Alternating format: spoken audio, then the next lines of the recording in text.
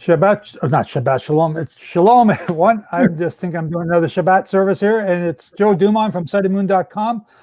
Welcome. We have a couple guests here today that I wanted to get on for a little bit and let you hear what they have to say. I think it's going to be interesting. I think it's going to be very interesting. And we have Cyrus Harding, who we've had on before. And we have Mark Webb as a new guest. Mark Webb as a new guest. And they both have interesting things to talk to you about in cycles. And as you know, here at SightedMoon.com, we talk about Sabbatical and Jubilee year cycles all the time. And when we see patterns, we tend to get excited. So I'm excited to share with you what these gentlemen have to say. And I hope that it is a blessing to you. I've talked to both of them, and well, I'm excited. So let's just get into it, stop beating around the bush. And let me see. I'm going to have trouble using the controls, but let's see how it works here today. Welcome, Cyrus. Welcome. I'm going to have Cyrus say hello first, and then we're going to... Shalom, Brother Joe. Shalom, Cyrus. Tell us just a little bit about you and where you're from and what you're talking about. Don't give anything away because we're going to go back to you in a bit. Okay. I'm here in Southeast Texas, and we're about to finish the current cycle, and we have another cycle coming up beginning in April. And that's what we're going to talk about. And we also have Mark Webb. I'm sorry. And Mark is... Hello. Tell us a little bit about you, where you are, and your something about your ministry. And then we're going to start into what you're talking. I'm going to have you go first, though, Mark. Okay. So I'm in, my name is Mark Webb. I'm with a congregational leader at Living Messiah Ministries in Mesa, Arizona, here in what usually is the hot desert, but we've got lots of rain and lots of wind today. So it's awesome to be with you today. Well, thank you. And I'm so glad you're both here with us today. I'm excited about today. I might get overly excited, so just bring me back in a little bit, bring me back down to earth. But Mark, you had something you really wanted to tell me the other day, and I want you to tell everybody, introduce us to that subject, tell us why we should listen to it, and help us to understand what it is that you're talking about. Okay, so back in 2009, when Mark Biltz introduced the world to the red blood moons, I began to look at it a little further and saw some other patterns and some things that I thought was interesting. So the screen that's before you, if you have the screen up, is a screenshot of NASA's website of the blood moons in the years 1490 through 1494. And what I noticed is in this center, there's three total blood moons in the green square. So let me interrupt you, Mark. I still haven't got this up here yet, and I'm playing with the controls, and I don't know what's going on. Up there it is. Okay. All right. I'm sorry. Go ahead. So you have this is in from 1490 to 1494. The green is red blood moon that happened in the month of June. The blue box is partial eclipses that happened in the year 1492. The purple is total blood moons that happened in the years 1493 and 1494. So in this first screen, go ahead. So people, this is a chart that you've made based on the blood moons that Mark Biltz was talking about back in 2013 for 1492 time period. So you've broken this down into certain points here. Yeah. So I wanted to go back to the year 1490 to look at the ones that happened in 1490. And so from the year 1490 to 1494, in 1490, this green one that happens in the middle of these three totals in the box out to the right, the green box up to the right. Notice that the middle total is June the 2nd. And so when you go from this date of June the 2nd to this date above the blue box, which is November 16th, the reason that this is interesting is because this is the month and the year that the decree was written to expel the Jews out of Spain. So there is, in yellow here, 533 days from this June green box of this eclipse to this date of November 16th. Now, the Just constellation. before you go on, Mark, just explain to the listeners, because some of them may not know what you're talking about. What is this decree about here that you're talking about? This is the decree to expel the Jews out of Spain. King Ferdinand wrote the decree to expel them out in November of 1491, and it became a reality some 5 months later in April to May. So, but the nation of Israel, the Jewish people, were being expelled out of the nation of Spain during this time. So this green box here in June, the red blood moon that's happening here, is in a constellation called Ophiuchus. Now, it is a picture of a man wrestling with a snake. He's got a snake going behind his back, and he's got his foot on the Scorpio. And so it's in biblical astronomy, it's called the wrestling with the enemy, because there's two conflicts going on. And the man doing the wrestling is always pictured as the Redeemer. Okay, and so let me interrupt you again, because there's, I want to address the audience that's listening here. Are you into astrology? No, this is biblical astronomy, that Elohim created the heavens and the earth and all the stars in the heaven. So as he says in Genesis 1:14, those things help us with the moeds and the days and the years. And since he named them all, they have his hand is upon it. He created it. Do you happen to have that psalm that talks about this handy? I believe it's Psalm 19. Psalm 19, yes, it is. Hold on here. Because I just want everyone to understand that we're not talking about astrology and doing horoscopes and reading stuff like that in the daily paper. This is something that comes out of your Bible. Isaiah uses the astronomy quite a bit. Abraham did. There's a number of other people that did. And prophecy is based, a lot of it is based on the astronomy. So if you don't understand it, then you miss a good portion of the Bible. Am I wrong in saying that, Mark? No, you're right. And it's the big key here is Psalm 19, 1-4.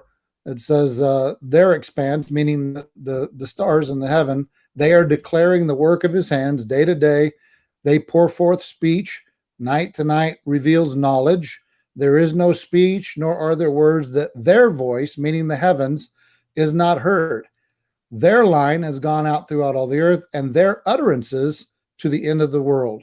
In them he has placed a tent for the sun. So when I combine that with Genesis 1:14, he says, let them be for signs, for seasons, for days, and for years. Yes.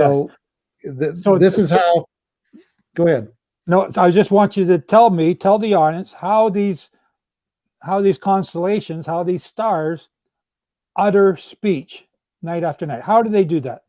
Well, so they have a story, and so each constellation that the moving stars, the 7 moving bodies, go through, there's a story. It's like a picture language. They tell a story, and so based on the stars that are in them, each constellation has an overall theme because of the names of the stars in it. For example, if we were to look at, I'm just going to take for example here, this is the Virgin, which is called Virgo, Bethula. You'll notice she has a branch in one hand, and she has seed or barley in her left hand. And so who is it that's born of a virgin, called the branch, who's also the seed that's sown in the earth? So we know who that is. So that's one of the reasons and one of the ways that we know that they tell a story. We all know this, the so-called Star of Bethlehem, where The wise men knew who was being born, where he was being born, and it's because the heavens were telling them who, what, when, and where, and they just showed up for the event. So it's and God takes Abraham out and tells him, look up at the sky. Can you, in our English it says, can you count the stars? But in the Hebrew it actually is recount the stars. And I'm going to elaborate here. Abraham's like, yeah, I know that story. That's the story of the Redeemer.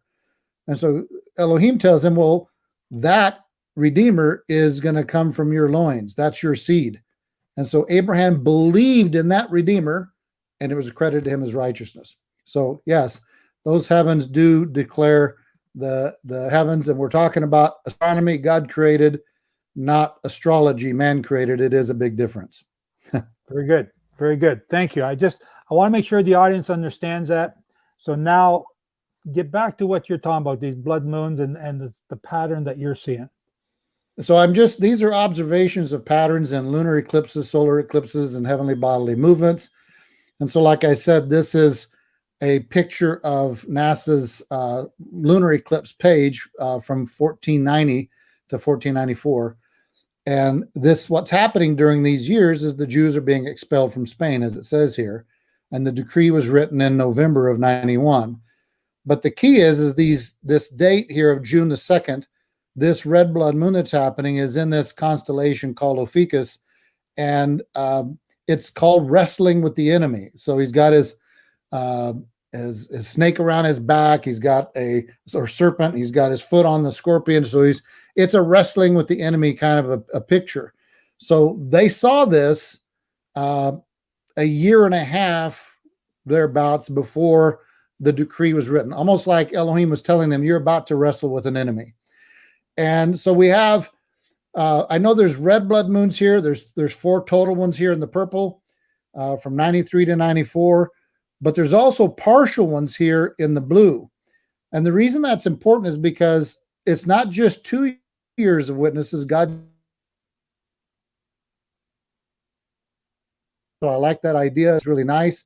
And so you'll notice this 533 days in yellow from the, Mark, yeah. You just froze up, and I think we missed half of what you just said. Can you repeat that again, please? Okay. Starting with the blood moon. So you've got the blue. Say that again. Starting with the partial blood moons in the blue. That's where we lost you. Okay. Okay. So you have the partial blood moons in the blue. You've got the total eclipses in the purple, 4 of them in a row. And you've got 2 years, 93 and 94, that are totals. That's 2 witnesses, 2 years in a row. But what Elohim was showing here is that there's actually another year of a witness, even though they're partials. And so it's like 3 witnesses instead of 2. So it's a really good, Scripture talks about 3 is the 3 witnesses are better, but 2 will work. And so I wanted to draw attention to this yellow arrows of the 533 days from this date in green of June to this November date, and then the 681 days in purple from this green June date to the first eclipse here in April 12th of 92.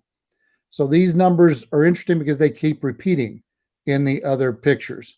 So I'd like to take us to another picture if I can. All right. Yep. Go ahead. All right. So you can see here that the Jews were expelled from Spain.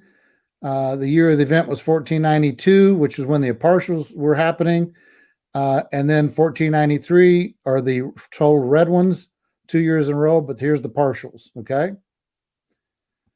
So that's the 1492 event.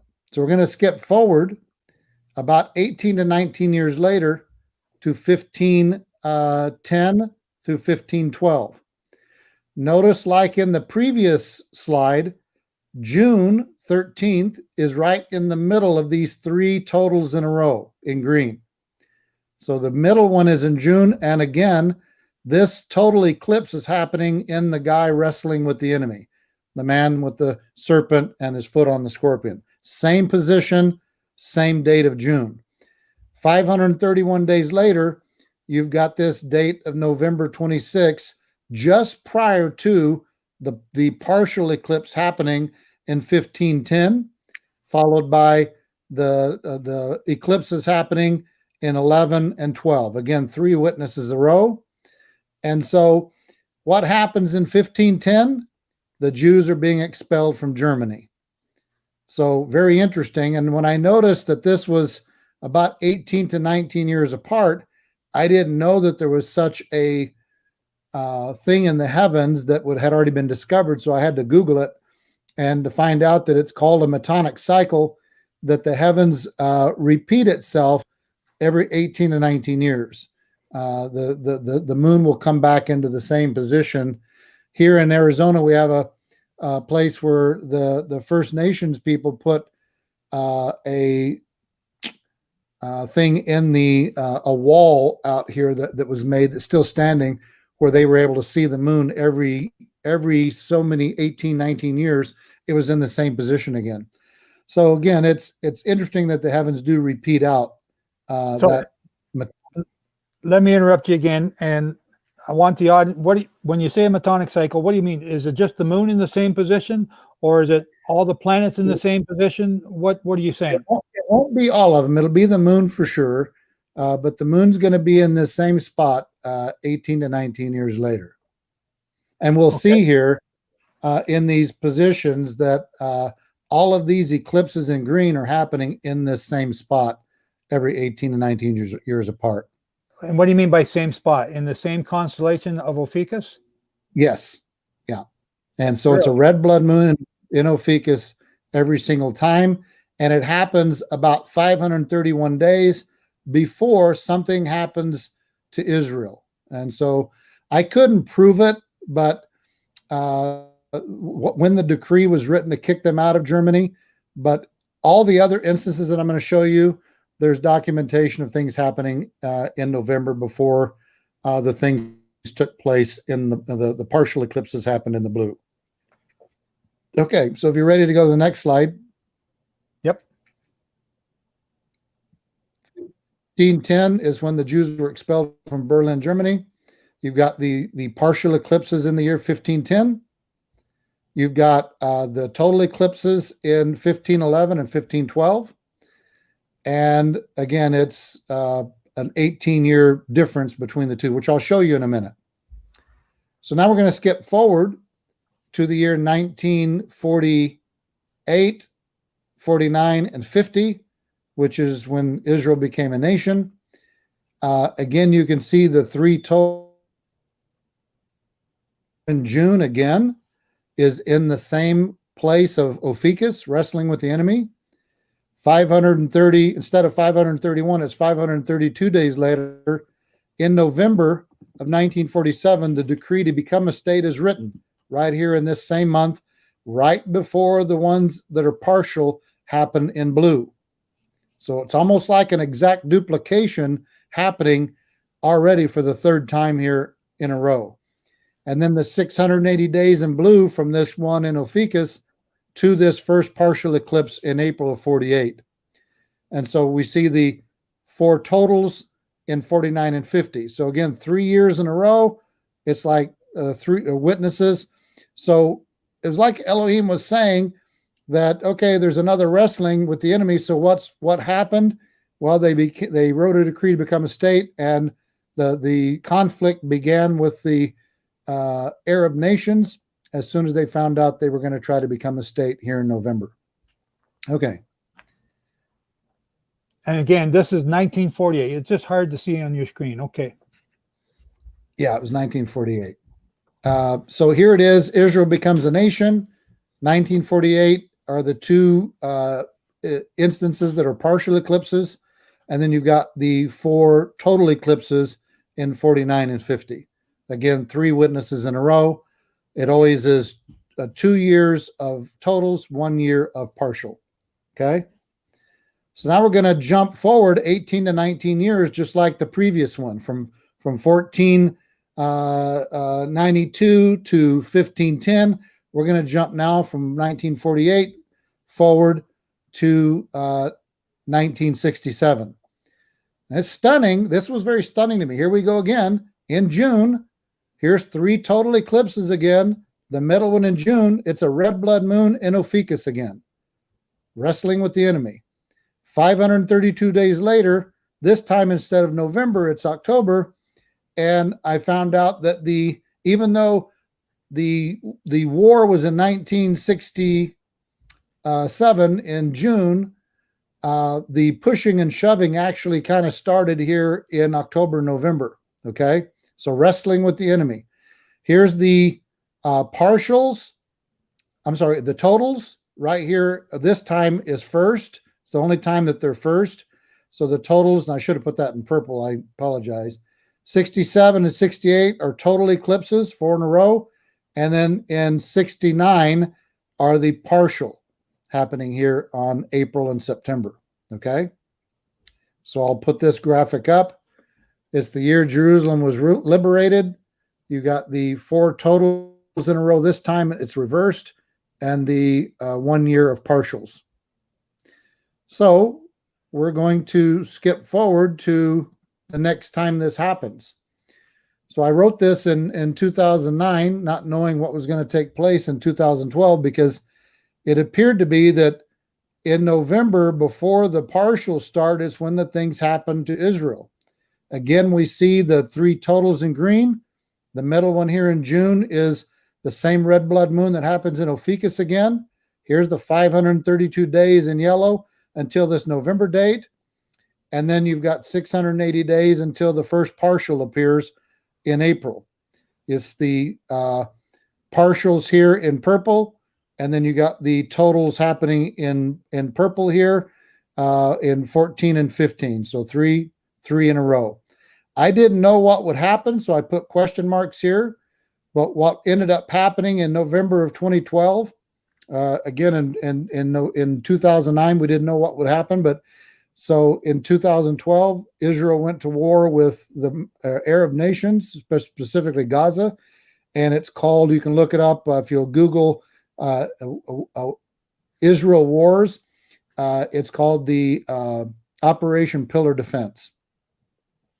And I may have a graphic on that. I'll have to look and see if I have that graphic up. I'm not sure. Anyway, so here we go. 2012, it was Operation Pillar Defense in November. They were also, on the day of the eclipse, this is what's interesting. The November 28th, the very day of this partial eclipse, the United Nations grant the Gaza, the Palestinians, a non-voting seat in the UN. So it's like a double strike in the month of November against Israel. So we have this pillar defense in November 12, the year of partials, and the 4 events of totals. Oh, here is the graphic. So here the Gaza war in 08 to 09, and Operation Pillar Defense began in November of 2012 with the Gaza Strip. Right on cue, as it said before. And so I'm going to put this next graphic up because this is where I came to a realization of something. So you see in 1492, you've got the partial in April and October in black, the 4 totals in red. What happened here in 1492? There was an expelling going on with a European nation. 18 years later, the moon ended up being in the same spot, and you have the same partials in black, followed by the totals in red. What happened this year? There was an expelling going on again with a European nation. So what I noticed was what happened in the first event here duplicated here, not only in the heavens with the moon, but it duplicated with what was going on Earth, meaning both events became an expelling, both events became with a European nation. That got my attention. So I moved forward and put this graphic up in 1948 and 67. You got the same scenario, the partials in black, the 4 totals in red. It reversed in 67, but look what happened. In 48, it was war. 67, it duplicated in war again. So both instances ended up becoming just like the first one, war in both, just like expelling here. But it also duplicated with the people. This instance here was war with the Muslim nations, and it was also war with the Muslim nations in 67. So not only was the event duplicated, but it was duplicated with the people. So as I was looking at this in 2009, I put question marks here because I didn't know what was going to happen 4 years later. So I thought, well, let's keep our eyes on if something happens to Israel in November of 2012, we have to take very, very pay a close attention to that, because 19 years later in 2032, these things all repeat again. 19 years, it's this Metonic cycle. So you can see here what happens in 2029. Here's the three totals in green. The one in June is another red blood moon in Ophiuchus. 532 days later, in October of 31, would be the next event happening, just like the previous ones. 680 days later, just like all the other ones, got the first, this time it's reversed like 67 was. The first total eclipse happens in 32, two in a row in 33 totals, followed by the partials in 34. Okay, Mark? Yes, sir. I want you to repeat everything you just said one more time. Go through it real slow, because when you explained this to me the other day, for some reason I didn't hear what you just said, but what you just said now, I heard it, and a gong has gone off in my head, because when you explained this the other day, you gave me different numbers for some reason, like 34 or 36, and I thought, okay, it doesn't quite fit. But now you're saying 29, and you're saying what, because the screen's small. A number of comments here, people are looking on the iPhones and they can't see the numbers, and they want me to get the charts from you afterwards to download with this, and I hope you can provide that. But go again. Does that make it bigger? It's a little bit bigger, but I want you to say again, do this section over and do it slowly, okay? Because a gong just went off here. Okay, so when we go 19 years in advance from this 2013, 14, 15 scenario that happened, we all witnessed it happen. When we go this 19 years in advance, we come to this same event happen again in June of 2029. There's going to be another red blood moon in Ophiuchus, wrestling with the enemy again. 532 days later, in October of 31, this would be the date that appears to be when these things happen to Israel. It's always just before the first event. So it's always this, after the 532 days expire, it's in this month. And then you have the 680 days from June to the first red blood moon in 32. There'll be two of them here, and then in 33, and then you'll be followed by partial eclipses in 34. 3 years in a row here. Okay, 32, so 33. Okay, I'm not on screen, but I'm jumping up and down. Mark, I don't think you fully understand what we teach here at sightedmoon.com. Am I correct in saying that? Like, what I'm asking is, did I set you up to say this? No, this is, I came into this back in 2009.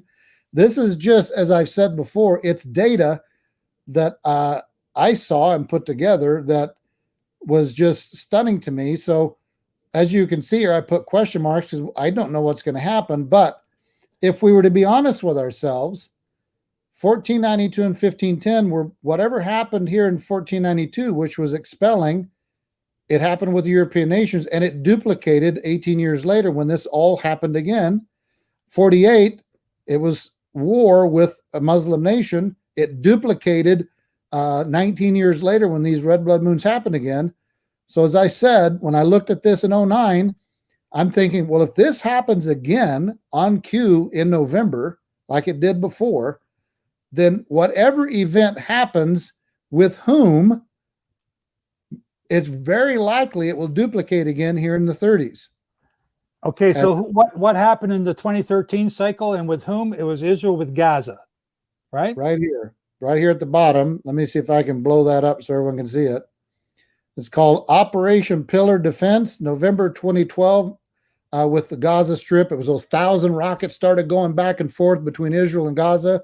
and they called it the Operation Pillar Defense. So a conflict began in 2012 in November, exactly what these things were saying was possibly going to take place. Okay. So do you need to take a breath for a second, please? I'm just jumping out of my skin here. At sightofthemoon.com, we have our book called The 2300 Days of Hell, where we lay out the chronology according to the Sabbatical and Jubilee cycles. And we've determined that we are in the final Jubilee cycle now, the 120th since the creation of Adam. This 120th Jubilee cycle is also the same 70th Jubilee cycle since Israel exited Egypt with Moses. Okay. 70 Jubilees is 70, or 70 weeks is 70 Jubilees, from the going forth of the command to Moses to go and get the people, not Azaharias, but to Moses. That brings us to 2020. In the middle of this 70th week, in the middle of the 70th Jubilee cycle, the countdown to the end begins. Judgment upon Israel starts. And when I say Israel, I'm talking about all 12 tribes, not just the state of Israel, not just the Jews, but all 12 tribes. And then we have the two witnesses coming on the scene. So 2,300 days from May 31st, 2020 to trumpets, 2026. That's the time period. Then the two witnesses start to take over for 3.5 years. That's trumpets 2026 to Passover 2030. From Passover 2030, the two witnesses are killed, and the woman flees into the wilderness for time and a half time. That's 3.5 years. It takes you into from 2030 to 2033. Do you see why I'm getting excited? Sure. Yeah. Okay. It says, it says in the book of Obadiah. Has anybody read the book of Obadiah lately? I bet you will after today. I believe it's one chapter or one book. Go and read it. There's a genocide that's going to take place at that time. It's going to be performed by Ephraim. And it's going to be performed on a certain group of people that Mark is talking about here. And it's not the Israelites. And it takes place sometime near the end or shortly after 2033. And I'm not sure exactly the timing, but it's going to be around that timing, because we're not going to be putting up with this stuff that we've been putting, or that Judah's been putting up with from Gaza anymore. When you showed this to me the other day, I was ho-hum about it. You were talking about different numbers. And today the gong has just gone off. And I'm going, wow. How come I didn't hear you say this the other day? Have you got more to say, or is it because? Well, I do have some more to say. I will say that these charts are available on our website, livingmessiah.com. And if you click on I believe it's the blood moons down on the right, you scroll down on the right, it'll bring up these exact charts for you. So there's his, the name of his ministry, Living Messiah Ministries. LivingMessiah.com. Just LivingMessiah.com.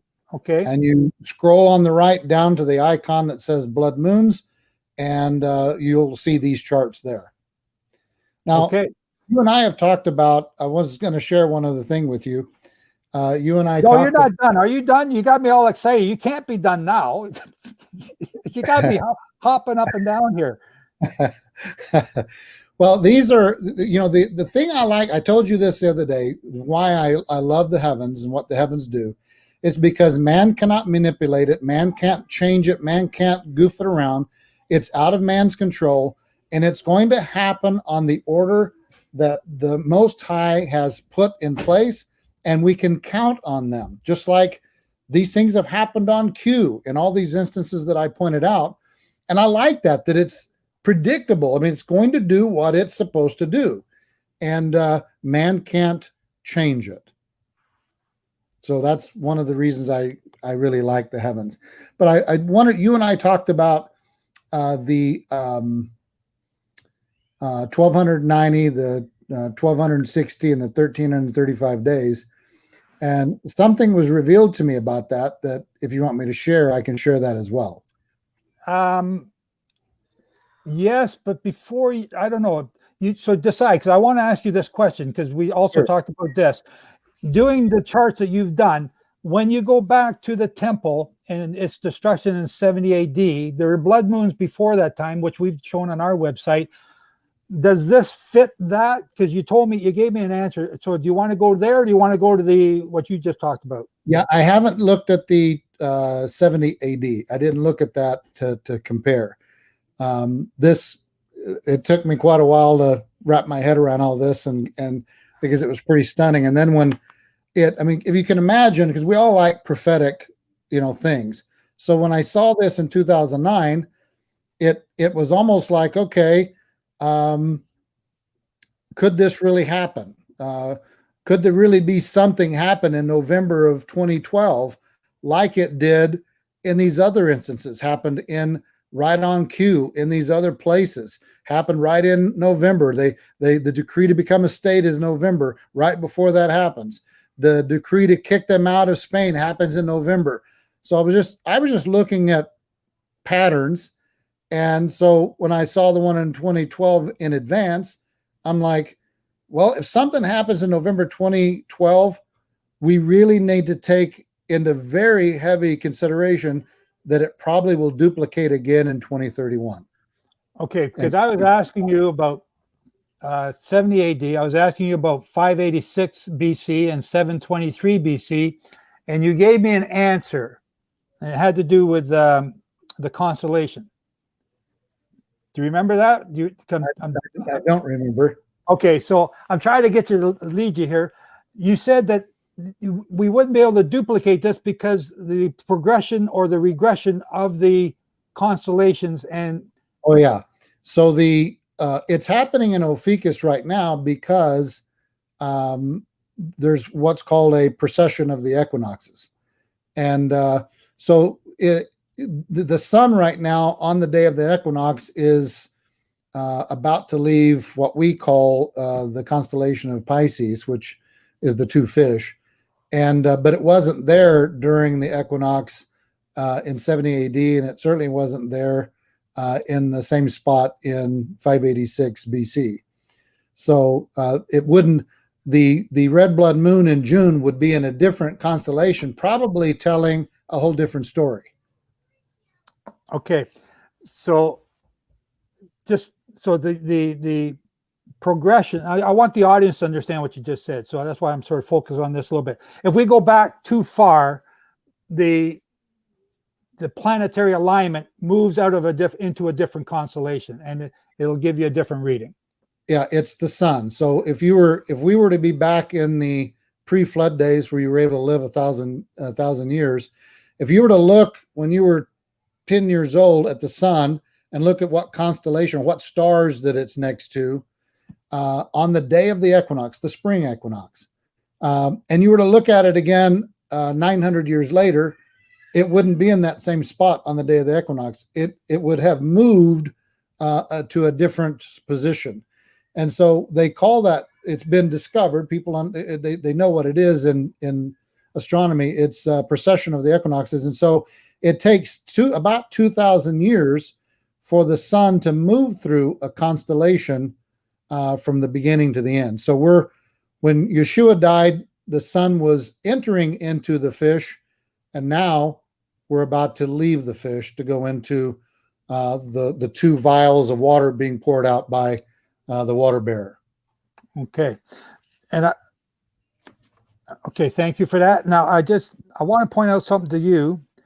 We have here at SightofMoon.com have been watching in Pisces, the two fish, Mars, and a blood moon, starting about June, July, because this lines up with a lot of the things that Cyrus was talking about before when we had him on. And Cyrus, feel free to jump in here. I've had you muted because there's a feedback, but you can jump in anytime if you got a question you want to talk about here. But there was a blood moon back in June, I believe it's June 21, which tied in what Cyrus is saying. It was in the two ribbons, going back and forth between the two ribbons that hold Pisces to Cetus. And Mars was also in there later on this year. And we thought this was quite interesting considering all the stuff that was going on. And they're now leaving out of that constellation. I think this December they left. So are you familiar with this? Does this tie into some of the stuff you're saying?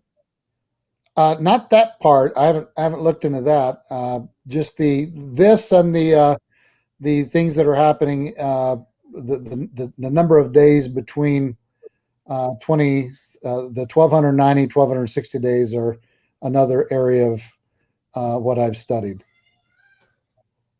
Okay. Where did you want to go now? Did you have more you wanted to share, sir? Yeah, if you have time, if you'd like, I could share something about these the 1290 and 1260 days. Okay, you want to go to the other screen? Is it not on? No, I've now brought you back on, so I got to figure out how to get that back in here. How do we do that? Come on. There we go. Okay, it's on now. Okay, so I'm not going to pick any days here. So, Daniel says that from the time the sacrifice is abolished to the abomination of desolation, 1290 days. So if you go from a Yom Teruah trumpets and you go forward 1290 days, it takes you to the seventh day of unleavened bread. Now, I want to point out that this would take place on anyone's calendar, because if you go from whatever calendar a person observes, the number of days are going to be the same. So it doesn't matter which calendar you're observing, it's going to go from your trumpets to your seventh day of unleavened bread. Does that make sense? Yeah, I understand what you're saying. Okay. So then you take the seventh day of unleavened, or the day of trumpets, you go forward the 1335 days, you come to the day after Shavuot. Blessed is he who keeps waiting and attains to the 1335 days. Okay? Yeah, well, you right there, 1335, you and I, Sighted Moon, and what you're saying agree. It's Shavuot. Okay. So, and then you all know this scripture that the 42 months, the 1260 days, times and a half of times it's mentioned in Revelation chapter 11. So then if you take the seventh day of unleavened bread and you go forward to 1260 days, it takes you to the day of Yom Kippur. Now, these two numbers together, 1260 and 1290, equal 2,550 days, which is exactly 7 years. All right.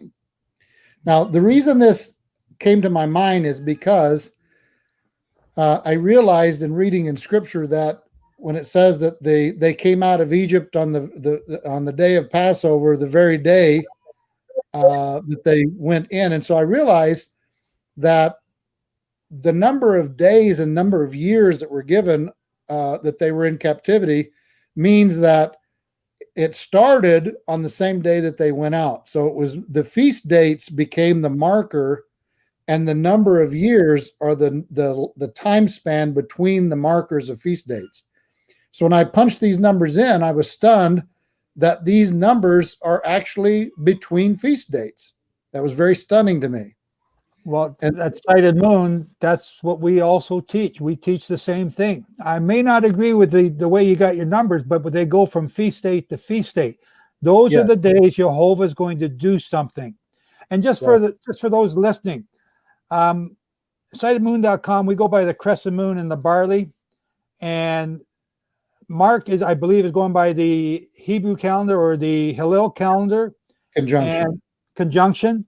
And Cyrus is going by, I believe, the crescent moon and the barley, but him and I are on a different schedule again. And so we got 3 different calendars, all observing Jehovah and probably even saying his name differently. And yet we're brothers and we're looking for the truth and we're doing this together. We don't have to fight. We don't have to kill all of Mark's people because he doesn't agree with us. Right. Or vice versa. Right? Right. Okay. So I noticed that the 2300 evenings and mornings, if there was a event that happened on Shavuot, and it took a few days to transpire from the Day of Atonement going backwards, is the 1150 days to take to for the holy place to be restored. So this is another date that I had seen that was very relevant in the scripture there. And then I wanted to show your audience this. This is from, you can see up here in the top right, 1969. Now, just before you move on here, Mark, yeah. just go back to that slide before. Yeah. Ladies and gentlemen, if you follow sightedmoon.com, you know that we have been promoting our schedule of events, and that's fine.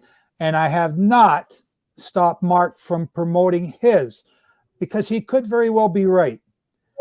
And I'm saying this because, and he could be wrong, and I could be wrong. But you are the ones that have to go and face Jehovah, and you're the ones that have to keep the holy days at the right time, even during this time of crisis that's coming. You need to be Berean and check out what he's saying. And you need to be Berean, if you haven't heard what I'm saying, to check out what I'm saying. And if Cyrus comes on here next and says something entirely different, then we're both going to shoot him. But you have to be the Bereans and check it out. Amen. Okay? So I'm not going to block him. I'm not going to stop him from saying this, because he's got some valid points. Right? So, okay, carry on, Sir Mark. All right, this will be the last thing I share. So, and again, I enjoy studying biblical astronomy, so I just research and collect data that form patterns and observe those patterns. So, we read about the decree, from the time the decree went forth to rebuild Jerusalem till this time that's got the 7-year period. I wondered in my mind if there was a decree to build Jerusalem after the 1967 war. And I found out in 1969, they made a decree in this paper to Jerusalem to be restored. So a decree went forth to rebuild Jerusalem after they had finally taken it back again. So I found that very interesting in another possibility of something prophetic going forward from this decree of 69. Folks, hang on, just before you charge off, explain what you're talking about here, because I want to make sure the audience knows what you're saying. What are you talking about? Spell it out. Well, it's so it talks about from the time the decree goes forth to rebuild Jerusalem until you're talking about Daniel 9. Yes. So there's going to be this 70-year period, 62 years, 69 years, something like that. Anyway, I don't have it in front of me. Let's see if I have it another. It's a going forth of the decree. There will be seven weeks until Messiah Prince, and then there will be 62 after that, and then talk about the Messiah again being taken. Yeah. And so I just thought it was interesting that this decree did go forth. So the one back in the 544 or 545, whatever it was, it wasn't the only one. This one happened as well. And so I just didn't know it. And I just thought I would share it with you guys. So I think that's all I have. So from, just to flesh this out, from 1969, do you have a date there, a specific date of that newspaper article? The date was May 9th of 69. May 9, 1969. And you're saying that 70 weeks from that time period? You're suggesting. You're looking at it. Yeah, I'm just for fun. Okay, what would it look like? And so here's a date of 2039. But it's very, very interesting. So it's something to think about. It's just another thing to consider. Okay. I know. Not making any projections or assumptions, just again looking at data and going, I know some of my audience are going to be scratching their head and getting their pens out and trying to figure this stuff out. So May 9th, you add 70 times 7 or 490 days, or you do the 70 times 49, which is what we're teaching you, and you add that on here and you see where it comes out. I haven't even done it. I haven't got my computer here, my calculator. So you guys try and work it out. Let's see maybe he does have something here, right? It's just an interesting decree. So whether it's of importance or not, I just thought it was kind of interesting because I didn't know there was a decree. I thought I would Google and find out, and I was stunned to find out that they did make one. Very good. Okay, so I was jumping out of my skin here because I was not expecting this to be as exciting as what it was, because I thought you came up with a dates that were years later to what I was talking about. So I got to pay attention when people are talking to me sometimes. That was excellent, Mark. Thank you so very much.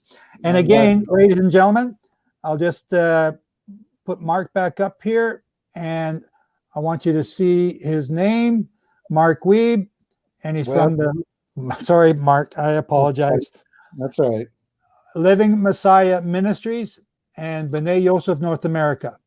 Okay, and you can go to his website, livingmessiah.com, and you can get the blood moons charts that he had up here, and you can look at them later. Yeah. Wow. Okay, that was good. That was very good. So, you know, the next guy, I don't expect him to match this at all. He's been pretty disappointing in the past. And Cyrus Harding. Welcome back, sir. Yes, sir. I'm thrilled to have you here. Now, for Mark's sake, Mark, I'm just going to mute you. If you want to get on here and you can unmute yourself, I just don't want the feedback, and or wave, and I'll bring you back in. But if you got a question, feel free to jump in at any time. You're more than welcome to take part like this.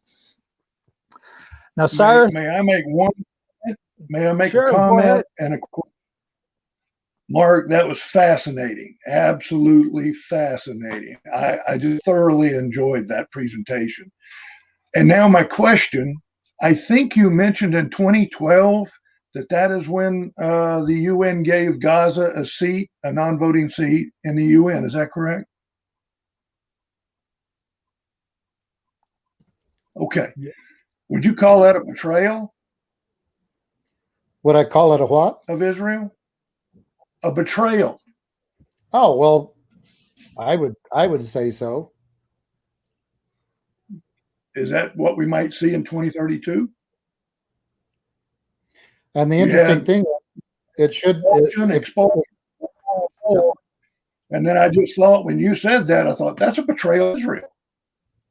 So I would just comment. That was awesome. Yeah, it was very good. Okay, I'm going to mute you again, Mark, because we got the feedback going on. Okay, Cyrus. Now, I want you. We've had you on here twice now, and the first time I wasn't too sure. Who is this lunatic I'm bringing on the show talking about planetary movements, and you sort of blew me out of the water, and that was in what, April, May of 2020. Yes, sir. I think so. I think that was. Yeah, and we had you. Well, just let's, for the audience sake, you started talking about. First of all, you're talking about the moon and the cycle of the moon and how the moon does something. Go back and tell us, starting in 2019, the first big cycle that you were talking about.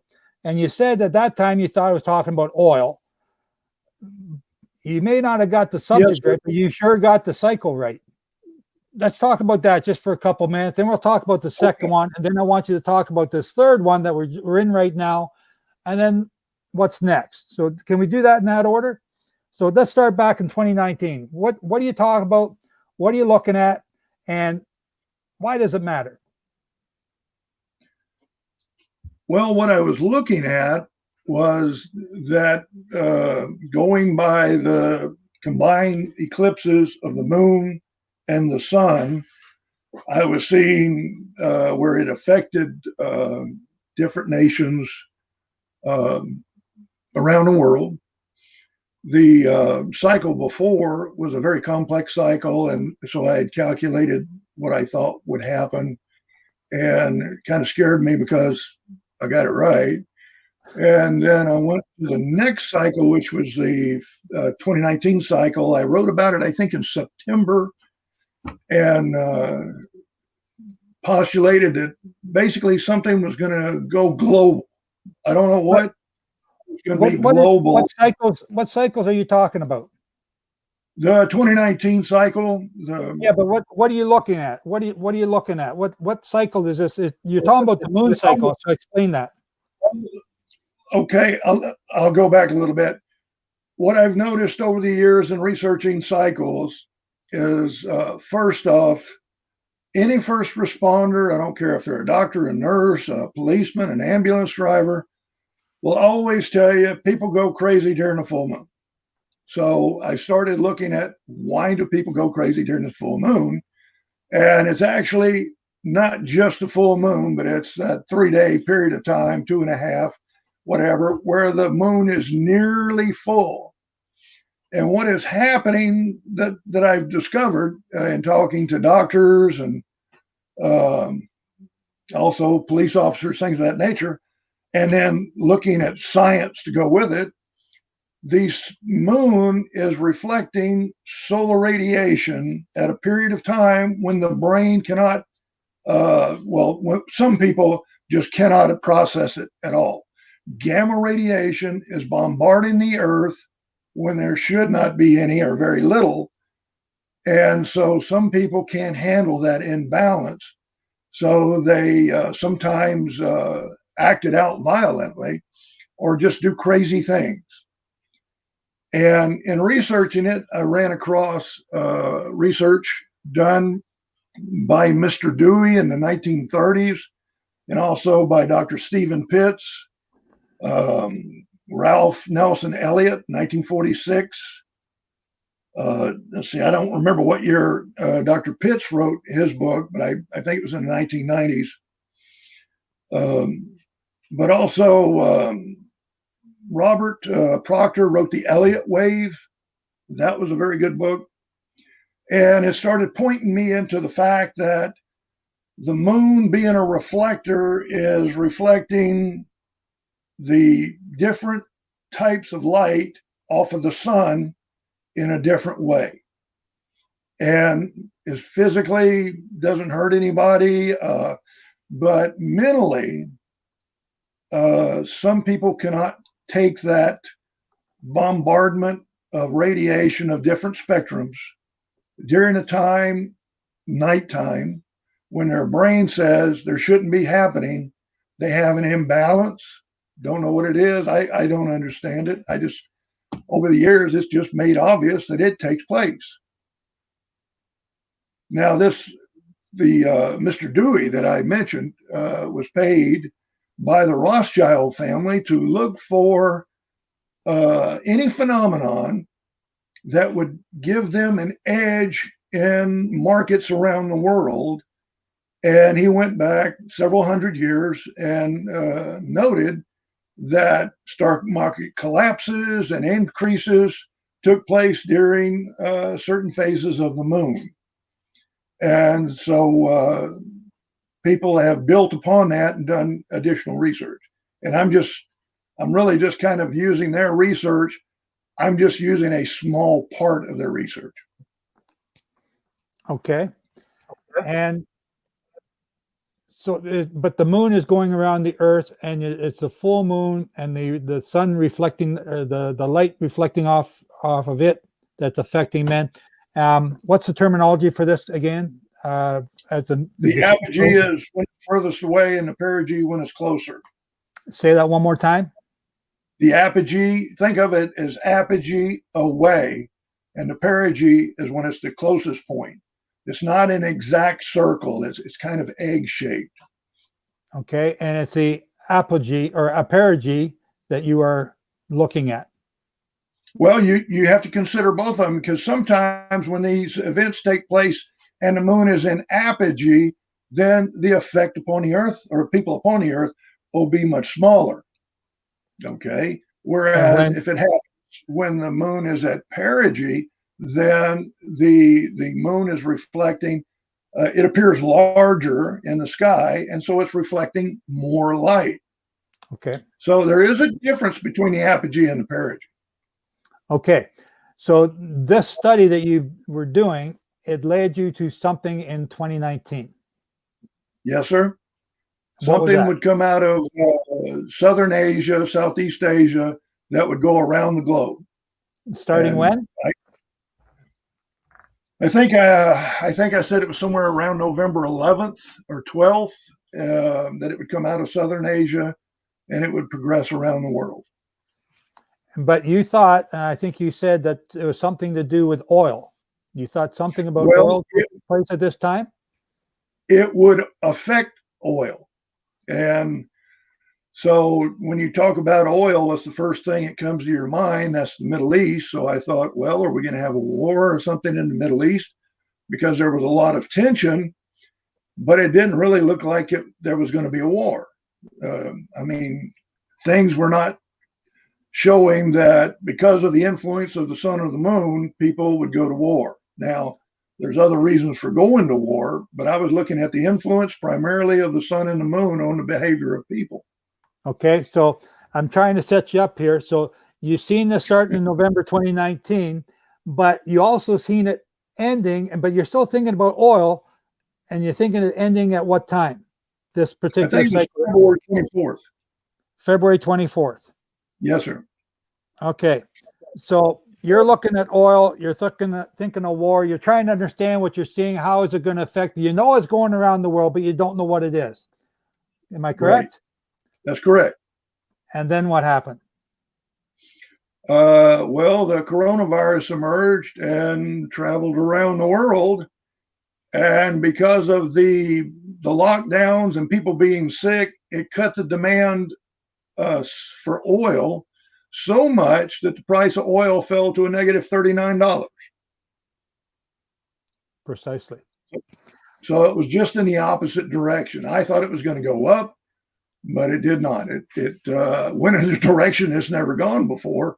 And that was down to a negative number, $39. Yeah. We had to pay people to store our oil. It was incredible. Okay, so you now you see this happening and you're wondering, wow, and this is a big event. This is a big event. You know, it was declared a pandemic on the day that I was keeping Passover, March 11th. And we had you on, I believe it was April. I think we had you on in April. You talked about this. And then at that time, you warned us about something else coming up, which was just starting around that time. You want to talk about that for a minute? Well, yes, sir. This was a period of time of really instability. I'll just say it that way. Starting when? It was a period of instability. I think I may have told you during that interview, I called it chaos. Yeah. And that things, and it especially affected the United States, but it also affected South America. It was the Western Hemisphere. And that would have been, like you said, I believe April, and it was a big period of chaos. And then we went into the summer and things got very chaotic. But you also said, I believe in that interview, that it would peak. The peak of it was going to be around the end of May. 1st of June. Yes, sir. I see if I remember right. I think I told you that whatever happened during this period of time, it would, for a period of time, make you forget about the coronavirus. Yeah. And when was that period supposed to end? I think you said August or November. Pardon me? 9th, I think. August 9th. Okay. I don't have the figures in front of me, Brother Joe, but I think it was about August 9th. That's okay. We've got this recorded already. I'm just trying to bring anyone that's new that's listening to this, I want them to understand what you said. And so you're saying there's chaos going to be in the United States or the Western Hemisphere, and you're not sure what that means, but it's going to start sometime in April and it's going to die off towards the middle of August. But then you came back and said something else, that it didn't really die off. What did you say next, sir? What did you say, October or November? October, I think. I think it was October that we would get into another cycle that would be chaotic.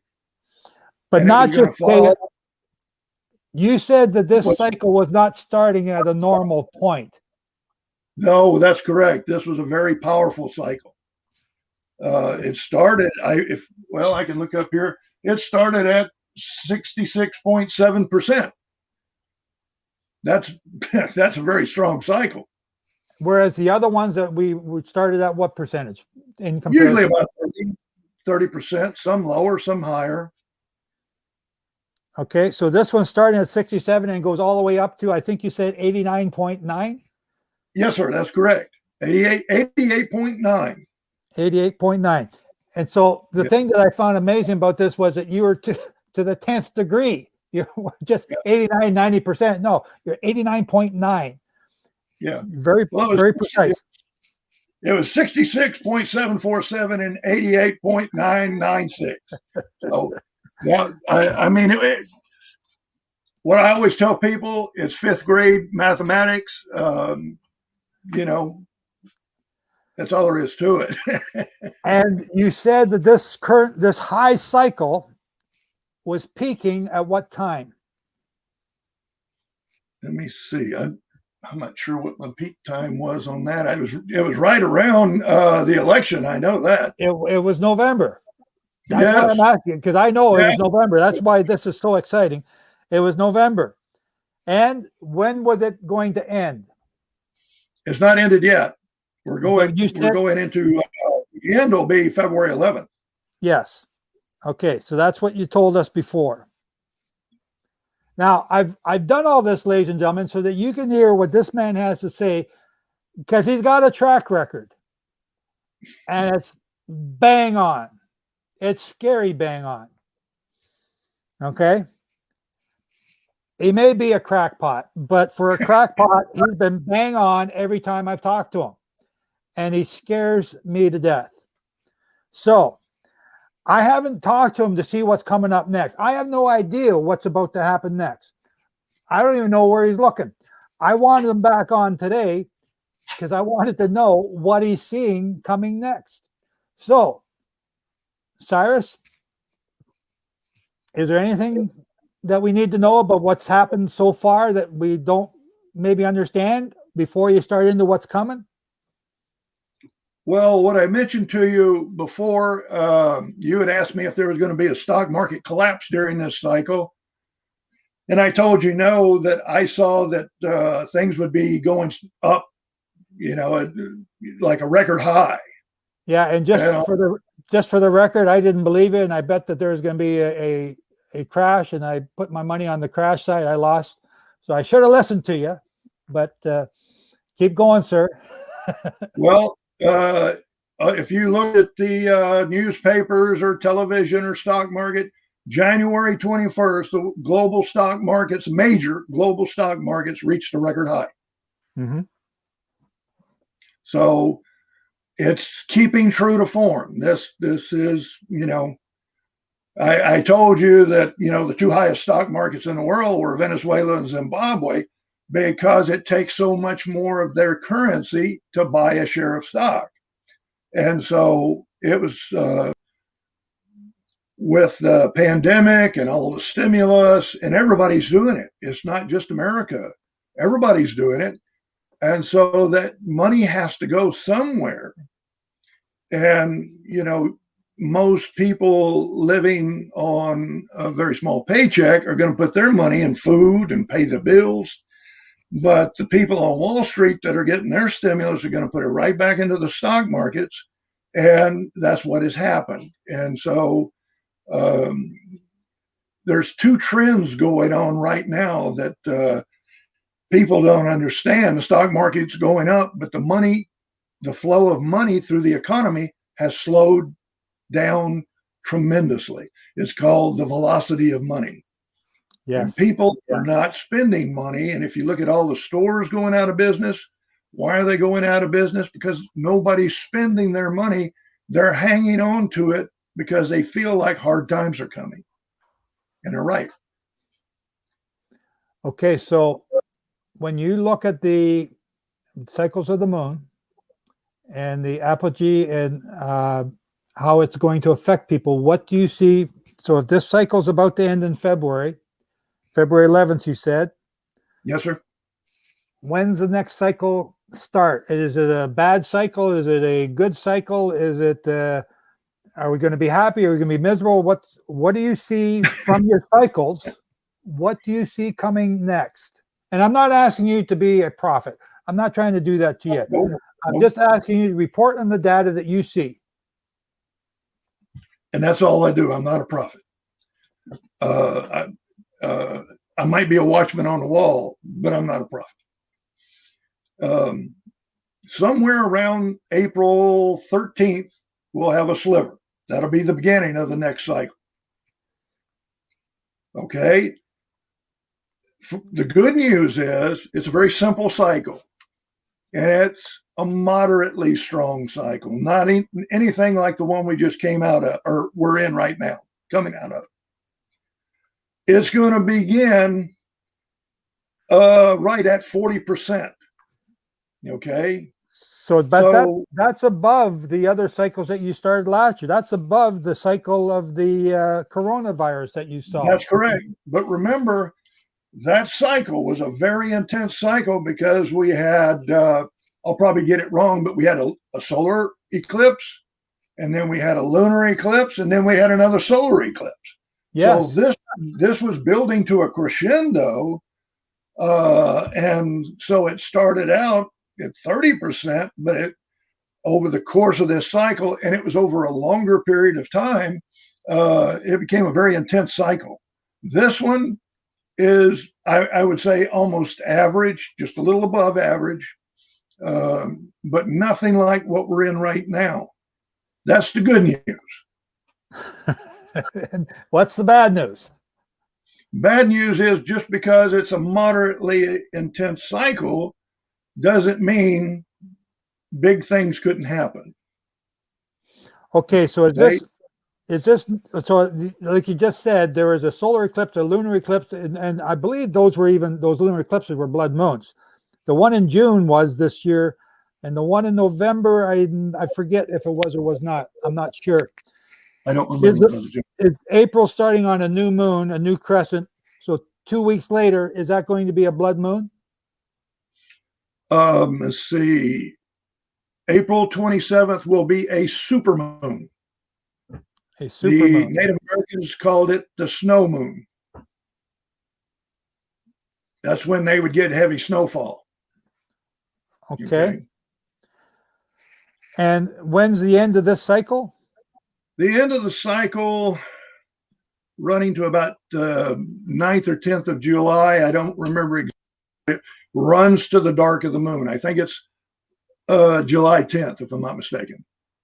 And it'll terminate at about 40%, a little more, a little less. I suspect that'll be a little less in the 30s. Okay. Okay. And where's it going to peak, and at what percentage? 60 what? 60. So is that April, May? So that'd be about May, June? It will peak between May 27th and June 4th, 24th. I'm sorry. That period of time between May 27th and June 24th, it's going to peak. Okay. So you've looked at these before. You've seen certain things happening. What are you looking at with this one? Where do you see this one going? And because you said it before that this is the time when the moon makes people do crazy things. And I think you're well verified in what's gone on the past 2 years, past year and a half. The world's gone crazy. What are you seeing here now? That 60%, that's still a high number. It's still a high number. What kind of crazy do you see coming? It's almost like saying you have 2.5 times more chance of doing something dumb. We've talked about that before. That's when people go out and buy stuff they don't need or do things they shouldn't have done or things of that nature. I mentioned that on April 27th is the supermoon that the Native Americans called the snow moon. Now, coming up on May 26th, that's basically the next month, is another supermoon. That's the flower supermoon. That's when all the flowers in the deserts southwest start blooming, the deserts come alive, the mountain valleys and everything look real pretty. At least they do in my part of that part of the world. And then a month later, corresponding with the peak of the cycle, June 24th, is another supermoon that the Native Americans call the strawberry supermoon, because that was when the strawberry harvest was. Okay. So in the cycle, we have 3 supermoons, which means they're at perigee at points in the cycle that will raise the intensity somewhat. Okay. The overall period of time that I gave you, and I'll give it to you right now. We're going to start the cycle somewhere around the 13th with the sliver. The 40% will run to May 26th. About May 26th, well, a little bit before May 26th, somewhere in there, you're going to see it come up a little bit.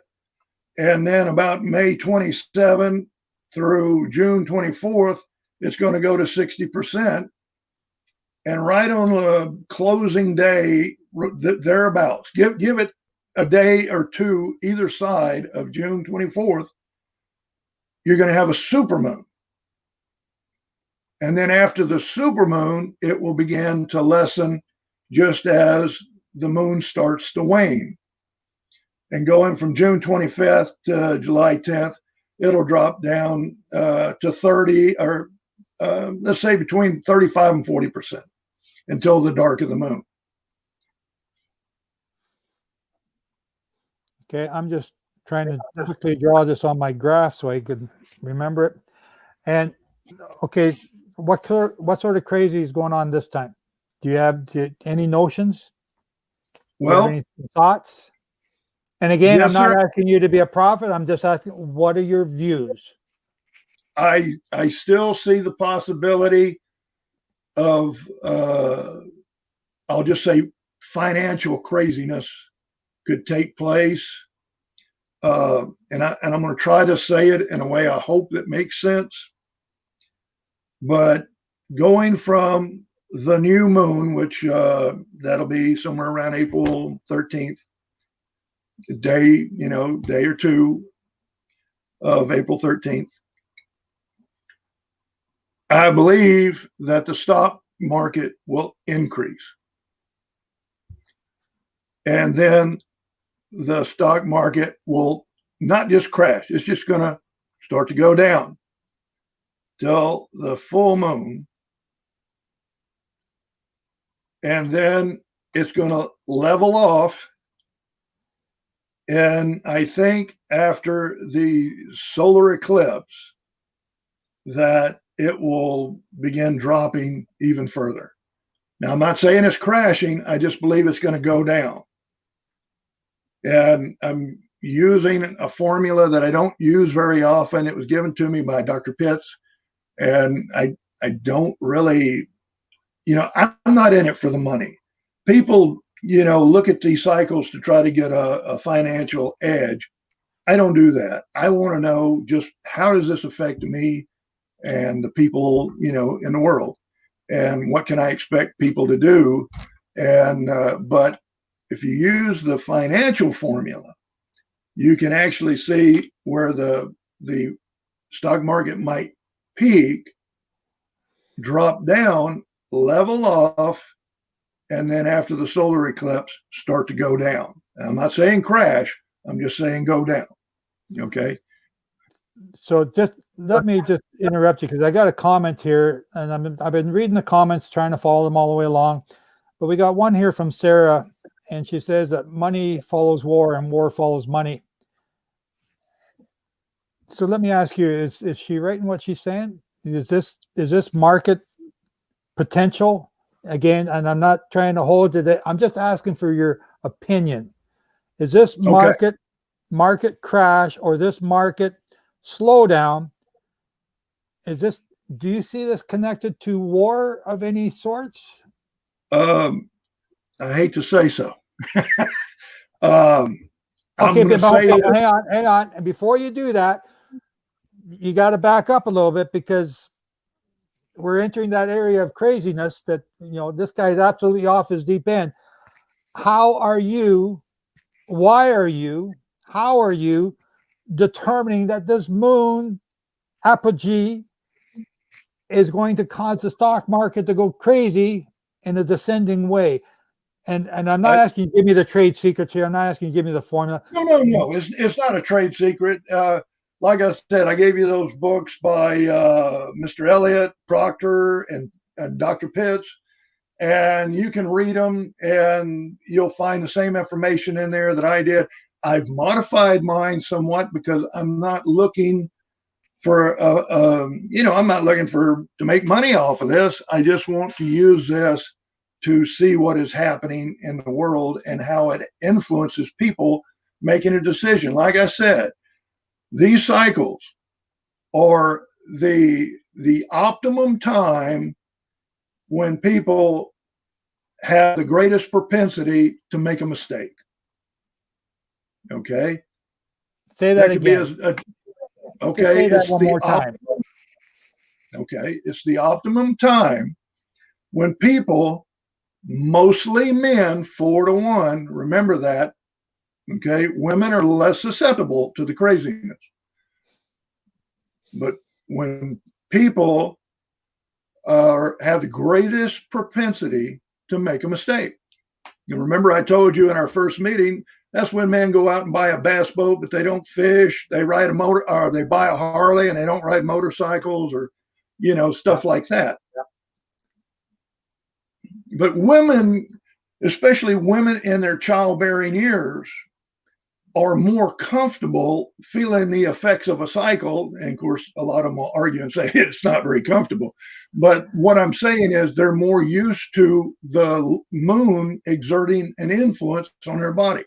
Our bodies are 98% water, and the moon every day moves the tide from one side of the earth to the other, changing, who knows, trillions or quadrillions of pounds of water back and forth.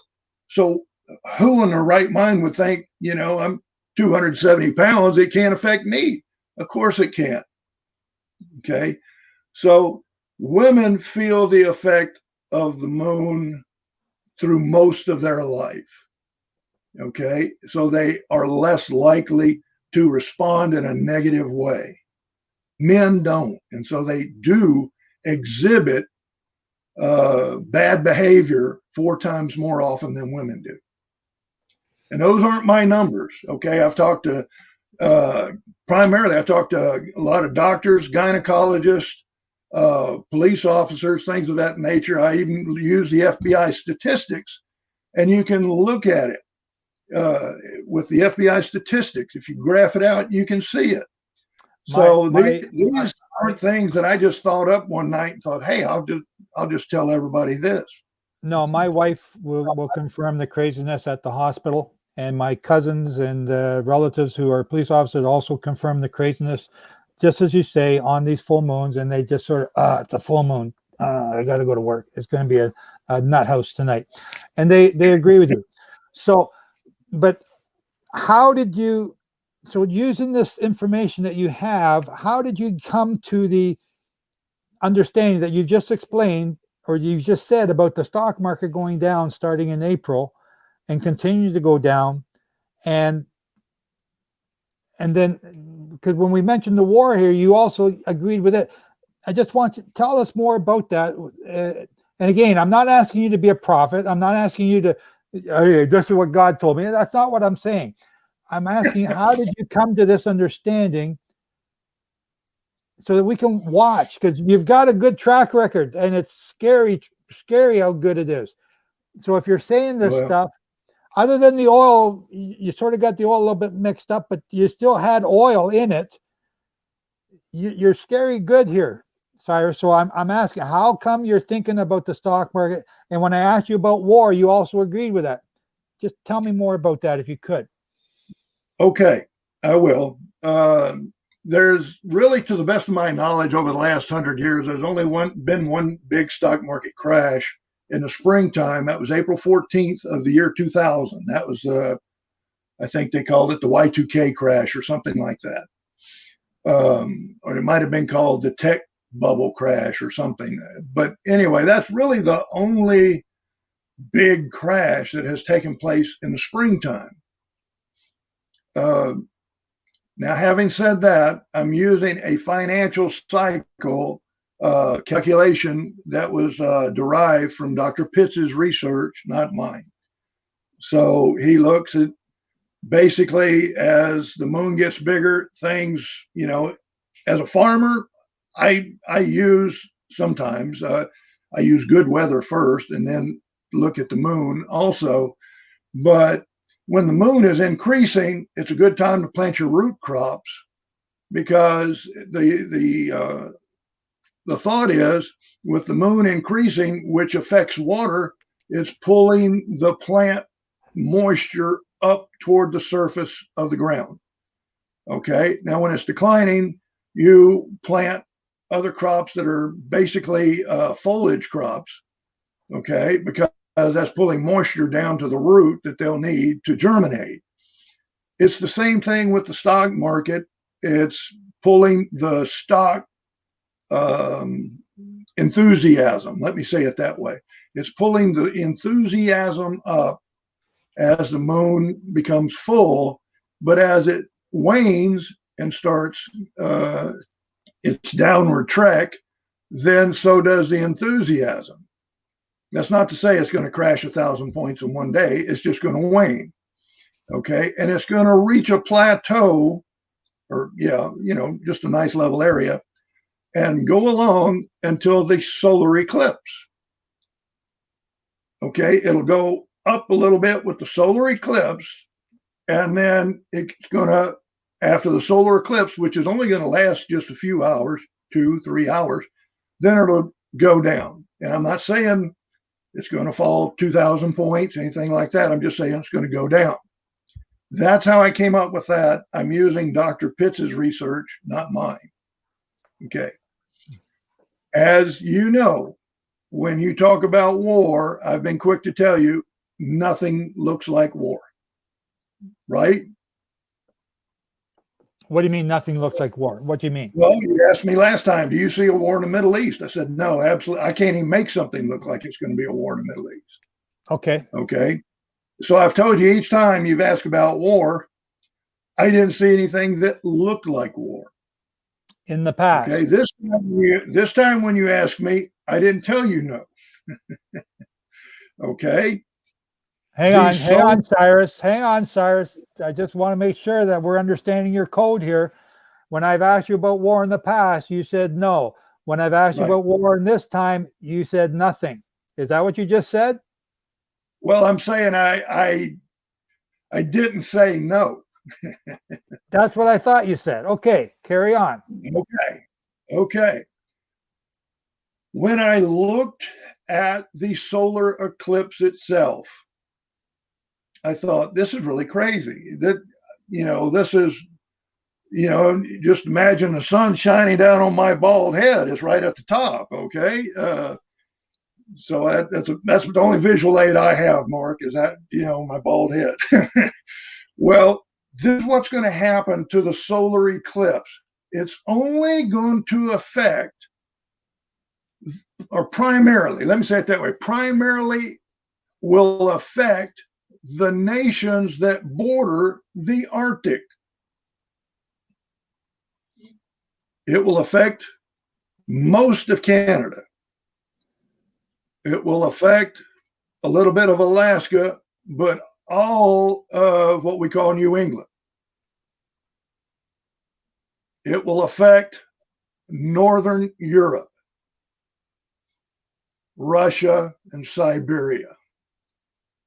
And when I saw that, I thought, wow, this is springtime. This is the time when most wars originate, and it's affecting right now the most contested place on the earth is probably the Arctic. Everybody's fighting for it. Even Denmark is getting into the fight for the Arctic. Now, the Arctic is all about oil. Everybody's wanting to be the first to start drilling deep wells in the Arctic. So I think that going into the period after the solar eclipse, there could be, I'll just say this, heightened tensions amongst the nations that border the Arctic, which includes most of Northern Europe. I believe it's possible. I'm not saying it's going to happen. I'm just saying it's possible that Europe could get upset about something and declare war or start a war. I just want to point out to you again, Cyrus, that Canada, one of our 3 warships is in dry dock and the other 2 are out at sea. And if there's a war in the Arctic, we don't have anything to fight up there. We need your help. I just point that out. You know, as I'm a not Canadian. So okay, so you see tensions escalating here during this next summer cycle. Yes, sir. I believe it's very possible that after the solar eclipse, or right around the time that it occurs after the solar eclipse, there could be heightened tensions among the nations that border the Arctic, North Pole. Now, I'm not saying they're going to fight over the Arctic, but I'm thinking that the nations that border the Arctic could get in a squabble between themselves or with someone else. Maybe Russia will get mad at the Ukraine and go to war. Maybe Northern Europe will go to war with, I don't know, Turkey or somebody. I don't know. Maybe United States will go to war with, who knows, Norway. I have no idea. But I'm just saying that I believe that this lunar solar eclipse could upset the balance, so to speak, of the nations that are around the Arctic. Okay. So before I ask my next question, do you have anything more about this cycle between April and July that you think we need to know about? And then I'm going to ask you about the cycle that comes after that. Let me address the cycle that comes after that. There's not going to be another cycle in 2021. We will have a solar eclipse. I think it's in December, but we're not going to end up with a conjunction between the solar eclipse and the lunar eclipse within 2 weeks of each other. And like I've told you in our first get together, when you get out a month or a month and a half, there's almost, it's just a negligible effect. It really is. But when you have them within 2 weeks of each other, that is when you get this optimum effect for craziness. So December 2021 is possibly the start of the next one, or is that going to be it for a little while? That would be it for until 2022. I don't even have any dates on that, I don't think. Oh, April and May, 2022. Right around one, it could very well be right at Aviv or something, because that's just the eclipse dates would be April and May, so it could come forward into February and March. I haven't done any calculations on it, and I just did superficial calculations on this one because, like I told you, our first time we got together. In fact, I think when we did a pre-interview first, And I told you I don't really like to comment about the next cycle until this cycle's finished, because what I like to do, Brother Joe, is I like to observe the cycle once it's finished, and I go back and look what I said that I saw coming, and I basically critique myself. Did I get this right? No. Okay. Did I get this right? Yeah, I got it kind of right. And so what that does is it helps me kind of fine tune what I'm looking at. Okay, so I've been critiquing you. What is Cyrus Harding critiquing of himself over the last 2-3 cycles?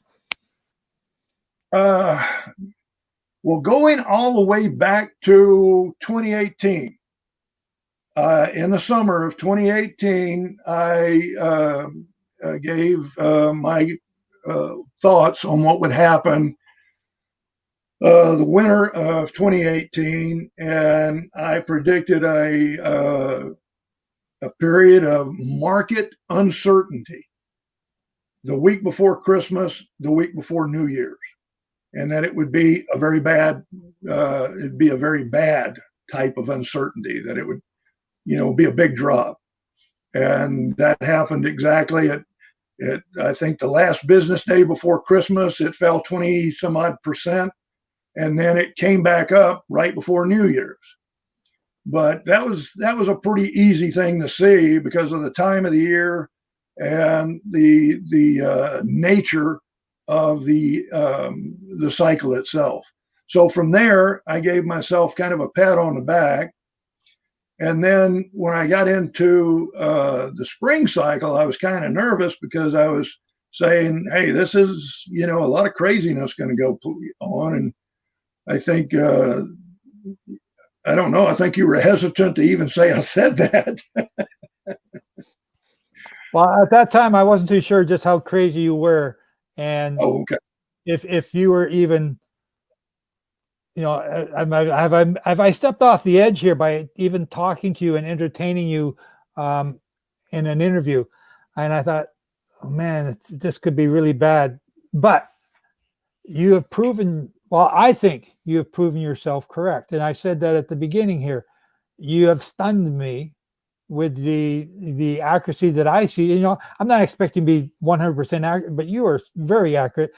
So are you seeing your same accuracy as what I am, or is it just my imagination?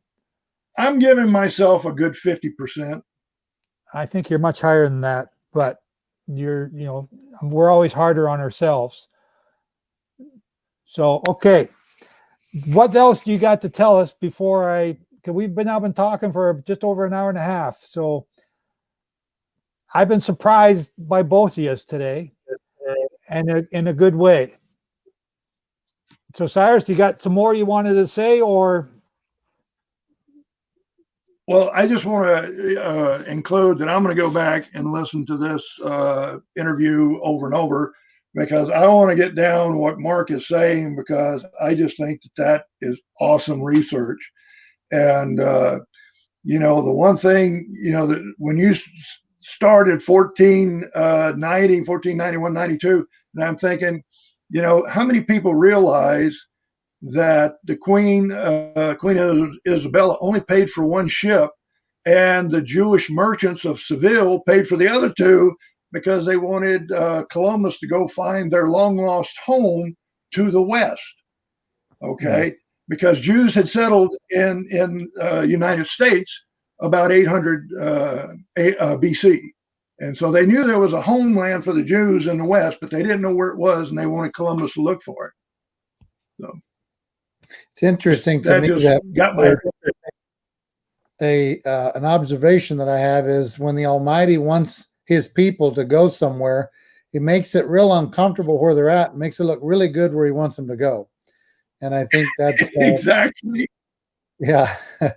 I do want to say something about your February 11th. You said the cycle was beginning in February 11th. I would like to share a screen with you on something I put together a couple months ago about February the 10th that was happening in the heavens, if you'd like me to share. Please, go ahead. Oh, I love it. Well,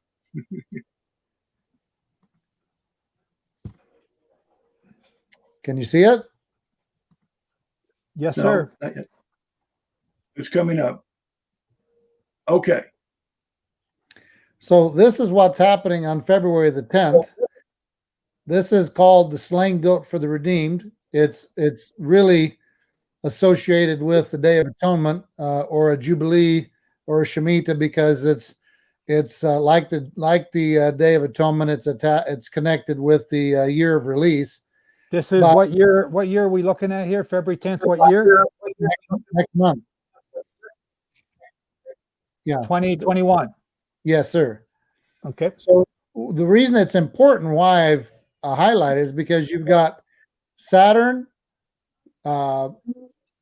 Venus and Jupiter here over the top of one another, the moon, the sun, and Mercury.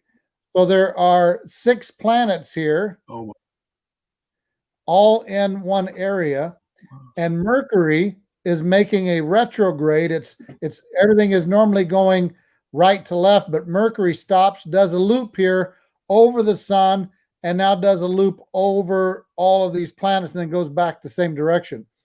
So because he pointed out February 11th, I'm like, wow, it's very interesting that 6 of the 7 heavenly bodies we see are right here together, and Mercury is doing a loop over all of them. And you said the whole cycle begins the day after this. Wow. That's almost like Mercury, the messenger, saying, "Pay attention. Look." Yeah. Okay, so Pay attention. Mark, what is this? This is Capricorn here. What does Capricorn signify? In biblical astronomy, it's the slain goat for the redeemed, and Okay.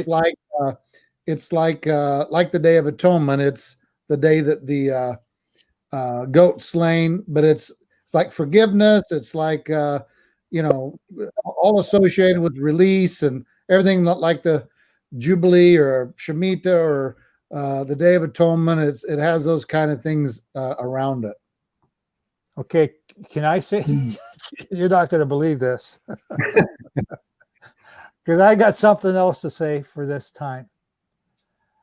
We are watching the barley, and we believe that the barley will be ripe, and we will be announcing the new year on the 13th, February 13th, which is a crescent moon, 2 days after this. And so that's not an official announcement yet, but we are certainly looking at the barley being ripe. I know Cyrus is on a different calendar, but I wasn't going to bring it up, but now that you brought this up, I can't not say this, that the barley is looking like it will be ripe, and the first of Aviv will be February 12th, 13th, which means a Passover will be February 28th. That'll be the Saturday on the 28th. And again, I am just my mouth is hanging open again. I'm looking at these constellations, I'm looking at these planetary movements, and I'm sort of like, I'm in awe. I'm just in awe. So let's wrap this. I don't know how to wrap this. I don't want to wrap this. I want to keep going. I want to keep digging further, but we got to wrap this up. I made a mistake. I was going to ask one of you to do the opening prayer, and I completely forgot. I'm so excited to have you both on, and I'm glad to have you both on because you've complimented each other. I really enjoyed hearing what Cyrus had to say. I like research and putting things together. It's awesome. So yeah. So can I ask you both? Would that be different or weird to ask you both to do the closing prayer? Mark first and Cyrus second. Can I do that? Yeah. Father, we come to you in your Son's name. We thank you so much for this time. We praise you and glorify you. We magnify you as King of Kings, Master of the universe. You are the one who is enthroned above the circle of the heavens. You are enthroned above the cherubim, and you are the one who works great wonders and mighty deeds. We thank you for this time of sharing, this time of information that you've put on your servants' minds and their hearts to do research. We pray, Father, that it enlightens folks and that will open minds and ears to give greater understanding to your kingdom. And we thank you for this time to talk about you and your ways, because the heavens are spot on and man can't mess with it. And that's why it's so great, because they will declare the things you've told them to declare. And give us insight, give us wisdom, give us your spirit to be able to discern. Give you praise and glory in Yeshua's name. Gracious Heavenly Father, we thank you for this absolutely beautiful opportunity that you've given us to come together and to talk about your creation and the mighty things that your creation shows us. If we're willing to open our eyes and open our minds and open our hearts, we can see the mighty things that you have done and that you will do. And thank you for making it possible for Brother Joe to bring Brother Mark on and to just awe us with the things that you have done. And we just give praise to your name for making this possible. We pray blessings upon Brother Mark and his kahal, that they will continue to glorify your name, your kingdom, your son. Father, we want to keep Brother Joe in prayer. He has been assaulted by demon forces, enemy forces. I'll just say it that way, enemy forces. That you would shield him with your hedge of protection. There are so many people attacking him, and I'm sure with Brother Mark talking truth the way he has, there's people attacking him as well, Father, that you would watch over them, keep them safe. And I pray for each and every one who took an interest in this conversation, that you would watch over them, because we have trying days ahead of us, and protect us and give us knowledge and give us wisdom. And that when we receive these things, we praise your name and praise your kingdom. And I just want to thank you for this auspicious occasion that you've made possible. And it's been such a blessing to my heart. And I hope it has been to others. And I want to praise your name. I want to give you all the credit. And Father, I ask all of this in your name and that of your son, Yeshua HaMashiach. Amen and amen. Amen. Amen. Thank you both. It's Mark Webb. I know. Once I get it wrong the first time, I can't stop. I just hate that. I apologize. It's Mark Webb and Cyrus Harding. And let me just throw Mark's website back up here again. Where are you? The Living Messiah Ministries.com. Okay. And you can go there to get the charts that he had. And Cyrus, we've used Cyrus's last two newsletters in our newsletter this past week. I don't know if he knew that. I tell him now that I stole his material. And I did. I saw that with all the responses coming back. Yeah, it was very good. I thought, wow, he's got some more interesting stuff. So, and his website is codgerville.wordpress.com. And you can go there and learn more about what he's saying and about the cycles that he's talking about. I want to thank both you gentlemen here for coming on today. I wasn't expecting this to be as good as it was. It was excellent for me, and I thank you for that. I look forward to having you on again in the future. And if you guys find stuff in the future that you think, well, we should talk about this again and what I've seen, give me a ring and let me know. And we'll set up another meeting like this. And so I thank Jehovah for giving both you guys the insight into the stuff that he's showing you. Well, I personally would love to connect with my brother here and do some one-on-one chats with him over the heavens, because that's where my interest is, and so I'd love to connect with him. Well, I'm thrilled to be able to get you both here together, and I thought it would be good for both of you to meet each other and hear what you're doing, and I'm glad that has worked out good. So Ladies and gentlemen, Yeah. you're listening to sightedmoon.com, and you can go to our website. This will be there under the live interview section. We got other teachings there as well. You're more than welcome to download them and learn about them.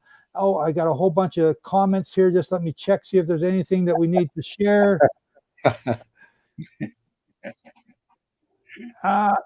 Okay, yeah, this one I'll share. Mind blown. That pretty much sums it all up right there. So thank you all. Again, we're at sightedmoon.com, and you can go to these gentlemen's website at Codgerville, and let me throw up the other one, and we'll sign off. livingmessiahministries.com. So thank you all very much, and thank you all for listening. Shalom, everybody. Shalom. Shalom.